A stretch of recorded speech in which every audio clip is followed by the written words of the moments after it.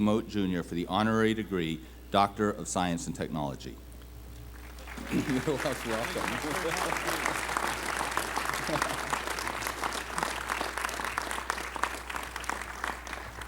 By virtue of the authority granted to me by the Board of Trustees, I hereby confer this honorary degree upon this candidate with all the rights, honors, privileges, and responsibilities pertaining thereto. Congratulations.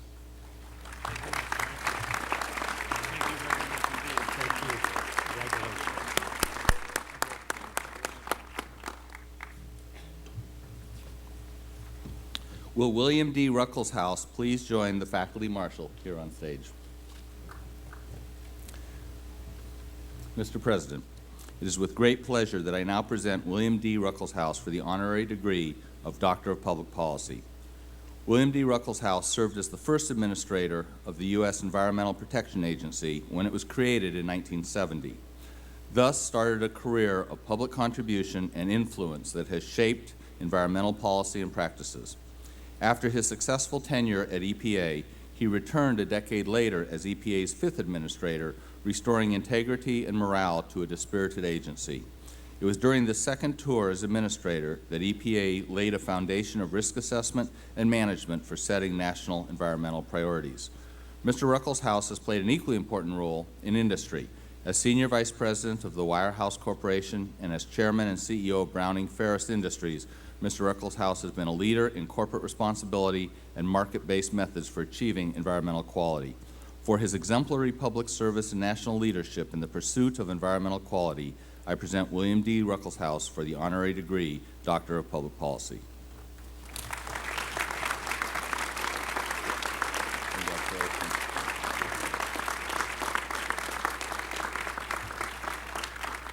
By virtue of the authority granted to me by the Board of Trustees, I hereby confer this honorary degree upon this candidate with all the rights, honors, privileges, and responsibilities pertaining thereto. Congratulations. Thank you.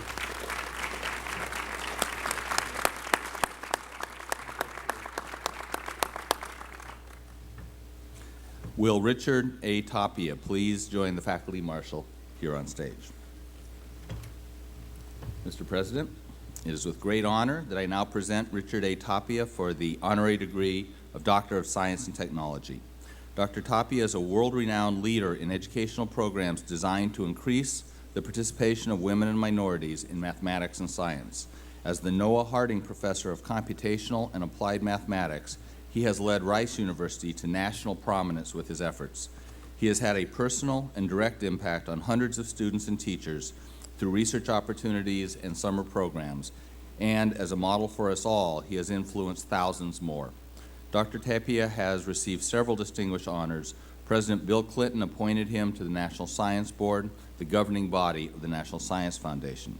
Dr. Tapia was the first native-born Hispanic elected to the National Academy of Engineering, and he was the first recipient of the Computer Research Association Award for outstanding contributions to aiding members of underrepresented groups within the computer research community. This prestigious award, I might mention, was named in honor of A. Nico Haberman, the founding dean of Carnegie Mellon School of Computer Science. For his internationally recognized research in computational and mathematical sciences and for his leadership in educational outreach programs, I present Richard A. Tapia for the honorary degree Doctor of Science and Technology.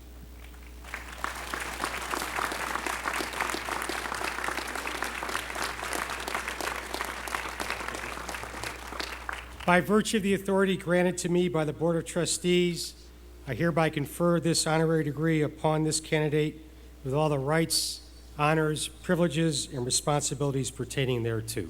Congratulations.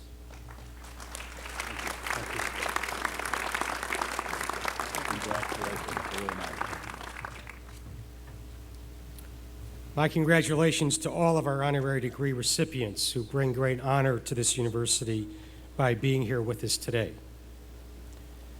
At this time, it's my pleasure to introduce to you our keynote speaker.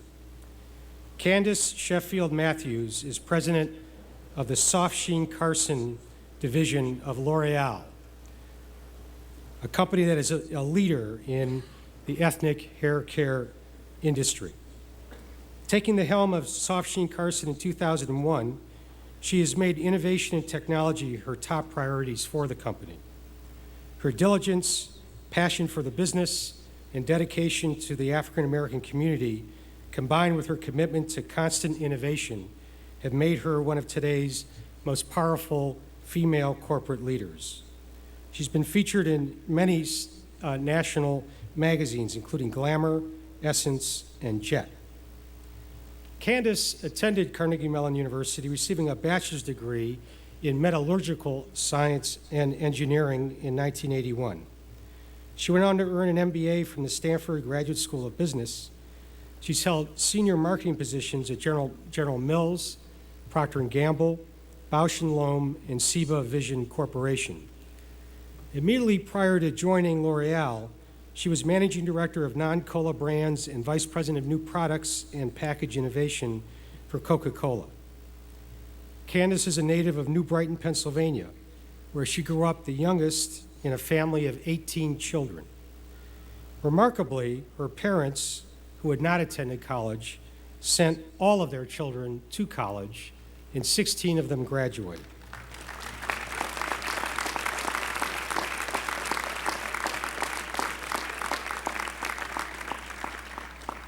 Candace currently resides in Chicago with her husband Bruce and twin daughters Sydney and Simone. In 2003, she received Carnegie Mellon's Alumni Merit Award and was elected to the university's Board of Trustees. Ladies and gentlemen, it's my great pleasure to introduce to you Candace Sheffield Matthews.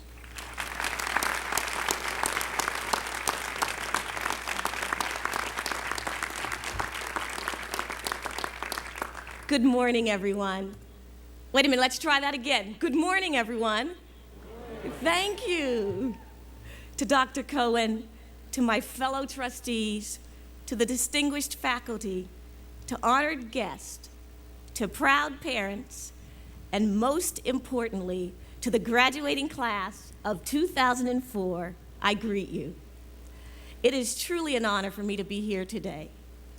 I am humbled to stand before you, for although it seems like only yesterday, it was 23 years ago when I, then Candace May Sheffield, sat anxiously under a tent on the cut to receive my diploma. Yes, I was a proud member of the Carnegie Mellon University CIT. There's your shout out, CIT. CIT class of 1981, eager to capture what life held for me. I can honestly say my future delivered far more than I could have ever dreamed. Now, I realize that the only thing standing between you and your diploma is my speech. So I promise to keep it short, sweet, to the point, and lighthearted. As I thought of what to share with you today, I reflected on my own graduation. It was May 18th, 1981. Most of the graduating class here today had not even been conceived yet. I remember my mother beaming and also shedding a few tears, for finally her baby, the 18th child of the Sheffield family, was receiving her diploma and embarking on a journey that she knew was in God's hands. Little did she know that it would take me to obtaining my master's degree at the Stanford Graduate School of Business, to a marketing career at General Mills, Procter & Gamble, and Coca-Cola, or becoming president of Soft Sheen Carson. But what she did know were the values and motivation she instilled in me. So today, as a tribute to her and all the parents here who have sacrificed so much, I'd like to share her wisdom and a few other things I've learned along the way. Feel free to nod, smile, or even moan if your parents have imparted any of this to you. First, where there's a will, there's a way. In other words, anything you put your mind to and your efforts behind, and forgive me, English professors, for that bad English, you can achieve. You've got to believe strongly in yourself and your God-given abilities so that nothing or no one can deter you. That doesn't mean you won't face challenges and obstacles in life, because you will. But it does mean you will persevere through them and emerge even stronger than before. But for you to fully understand how strong will can be, I'd like to share a little bit about my personal experiences that have brought me here today. As Dr. Cohen said, I was born in New Brighton, Pennsylvania. It's only about 35 miles down Ohio River Boulevard, and I am the youngest of 18 children. My father was an AME minister, and my mother a homemaker. And although neither one were college educated, both parents stressed education and faith in our home. Their goal was to educate their children and instill in them the values and faith needed to succeed in life. My father died when I was 10 years old, leaving my mother to raise all 18 children by herself, 6 of us who had not yet finished high school. But my mother was undaunted by the enormity of the task. My parents together, and then my mother alone, did whatever it took to ensure that we received an education, regardless of the financial challenges. Although my family had no financial resources, and I mean none, it was never a question of if we would go to college, but rather which college we would attend. And I am proud to say that 16 of the 18 have the college degrees, including 2 with doctorates, because I am living proof that where there's a will, there's a way.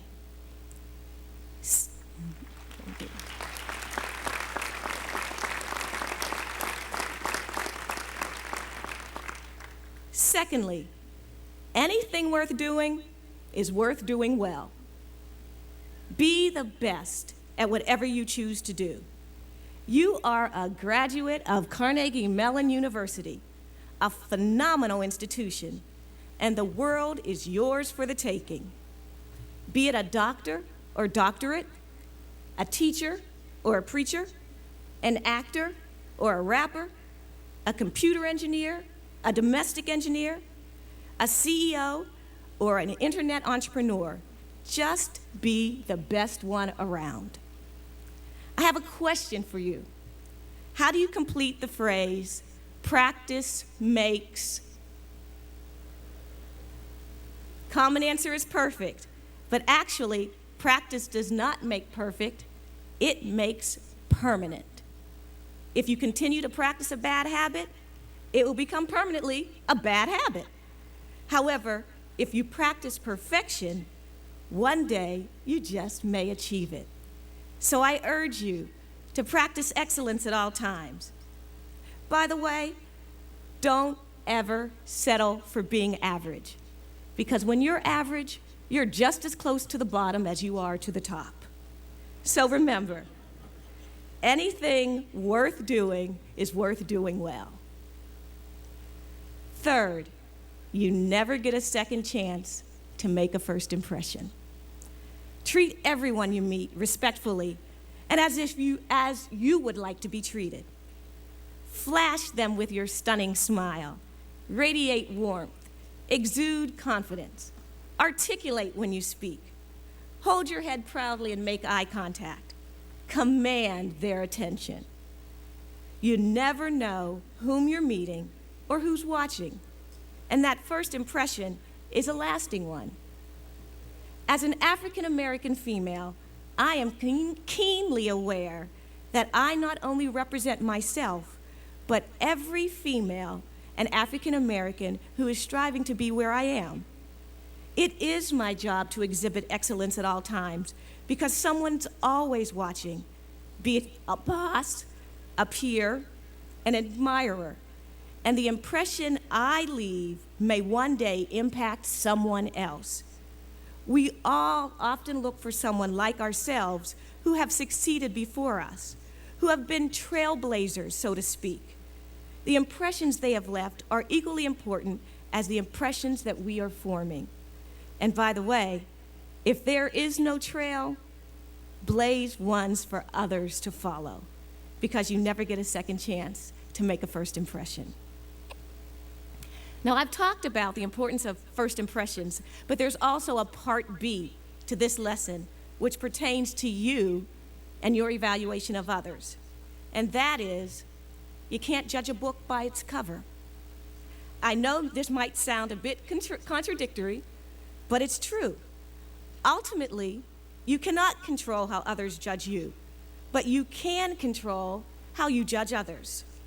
Intelligence, creativity, integrity, and humor can be found in all people of all cultures, religions, sizes, and orientations. And I'm sure the psychology majors here today would agree that human minds are like parachutes. They work much better when they're open.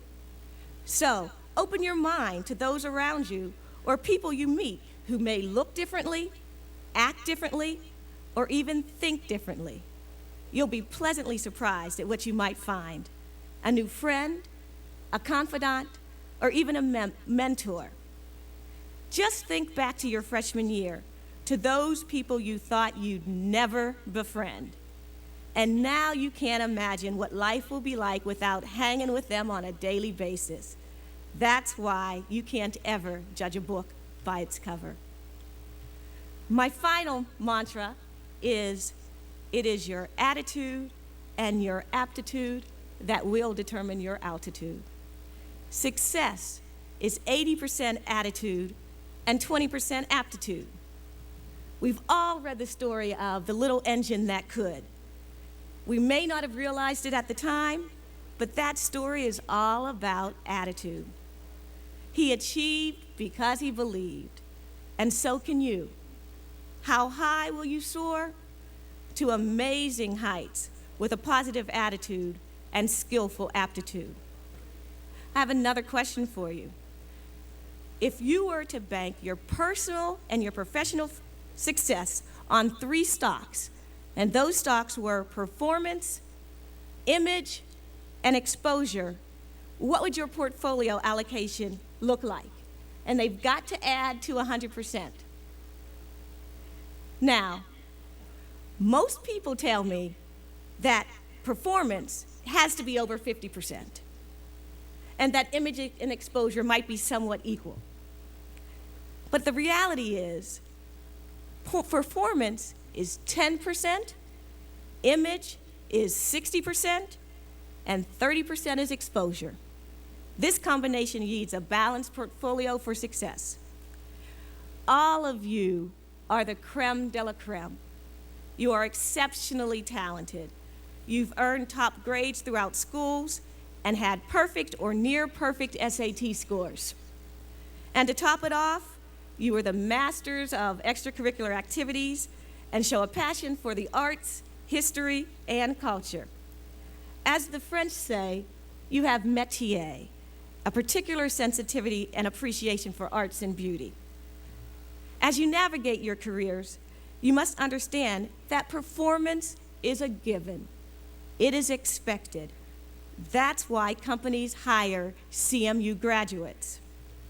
What sets successful leaders apart are image and exposure to people who can influence their lives. You earn your positions or that special role because of a strongly and properly diversified pie, not just strong performance alone. Nearly everyone who interviews for a top-notch position or auditions for a role is expected to deliver a strong performance. But your image, that unique combination of aura, passion, and style, coupled with the right exposure, ultimately fuels the hiring or casting decisions. One caveat: exposure does not mean sucking up to those who are influential. It means continuously learning new things, finding new passions, sharing new ideas, and exploring new cultures. Don't get me wrong, meeting influential people helps, as long as you keep in mind that influential people aren't only those at the top. So do not confuse aptitude with attitude when pursuing success. Both are essential, because in reality, it is your attitude and your aptitude that will determine your altitude. So to the university faculty and administration, I thank you. I thank you for imparting your knowledge, and patience to prepare these remarkable students for their illustrious futures. To the parents and family members, and I would ask every parent and grandparent of one of these students to please stand right now.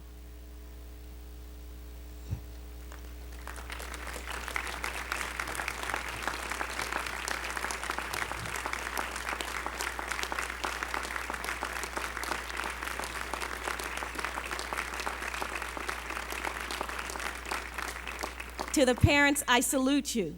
I salute you for years of molding, guiding, loving, and supporting, and for also not killing your uniquely special sons and daughters. You've given them a solid foundation and wings with which to fly, so watch them soar. And to the graduating class of 2004, I celebrate you. I celebrate you in achieving this significant milestone in your life. This may be one of even many more to come. May you soar to immeasurable heights and achieve your endless dreams. And when you get there, when you reach the goal that you thought was insurmountable, reach back and teach someone else, which leads me to my mother's advice to me in adulthood: unto whom much is given, much is required. May you be as abundantly blessed in your future as I have been. Thank you.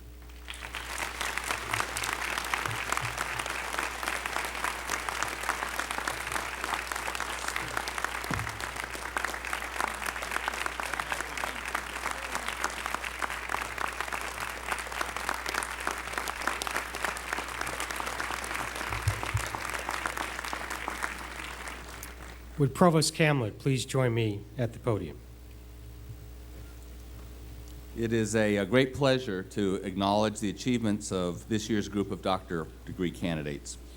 These outstanding scholars received their academic hoods at a special ceremony last night at the University Center. In earning their doctor's degrees, they have made a commitment to a life of scholarly pursuit and have reaffirmed the importance and value of Carnegie Mellon as one of the nation's premier universities. Could the doctor degree candidates, who I think are up front here, rise and be recognized?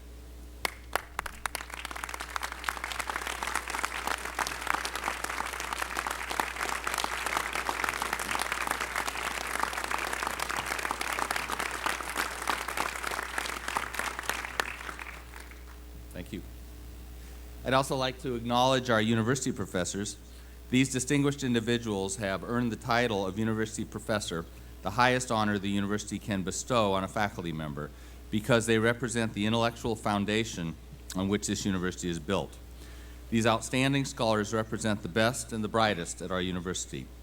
In particular, I'd like to recognize the faculty members who are newly appointed this year as university professors and ask them to stand and be recognized. Randall Bryant,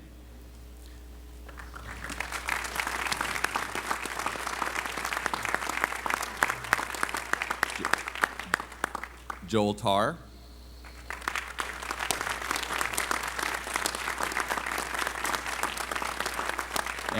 and Chris Matiaszewski.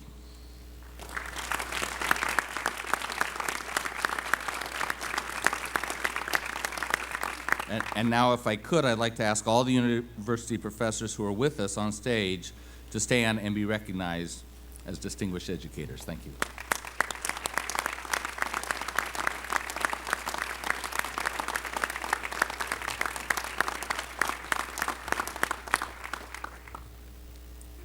Thank you, Mr. Provost. The degrees will now be conferred. I will now call upon the deans of the 7 colleges and schools to present the candidates for college degrees. At the conclusion of the college degree conferral, Provost Camlett will present the candidates for university-wide, inter-college, and joint degrees. To begin, I now recognize Acting Dean James Garrett of the Carnegie Institute of Technology.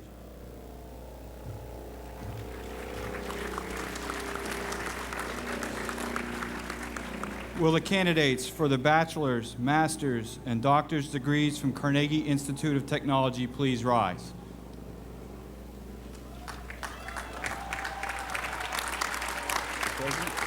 Mr. President,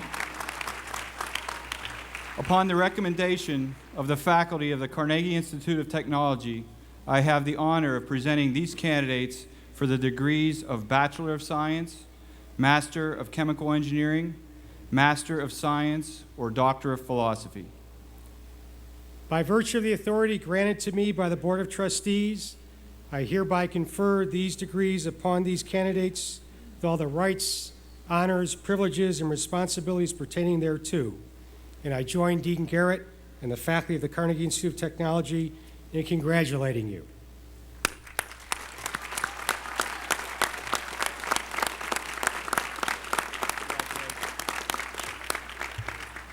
Please be seated. I now recognize Dean Martin Prekop of the College of Fine Arts.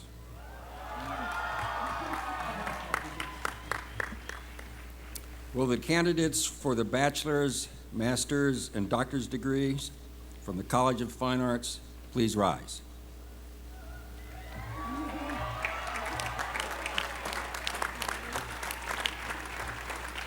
Mr. President, upon the recommendation of the faculty of the College of Fine Arts, I have the honor of presenting these candidates for the degrees of Bachelor of Arts, Bachelor of Architecture, Bachelor of Fine Arts, Master of Architecture, Master of Fine Arts, Master of Design, Master of Music, Master of Science, or Doctor of Philosophy.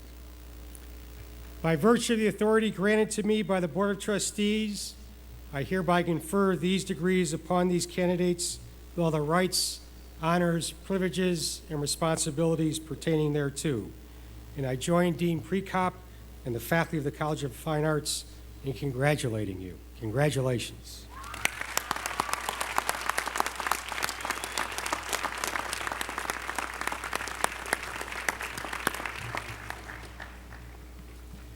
I now recognize Dean John Lahosky of the College of Humanities and Social Sciences.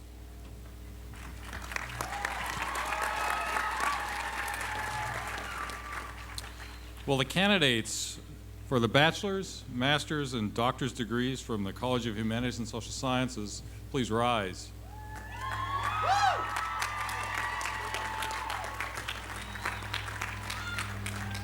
Mr. President, upon recommendation of the faculty of the College of Humanities and Social Sciences, I have the honor of presenting these candidates for the degrees of Bachelor of Arts, Bachelor of Science, Master of Arts, Master of Science, or Doctor of Philosophy. By virtue of the authority granted to me by the Board of Trustees, I hereby confer these degrees upon these candidates with all the rights, honors, privileges, and responsibilities pertaining thereto. And I'm pleased to join Dean Lahosky and the faculty of the College of Humanities and Social Sciences in congratulating you. Congratulations.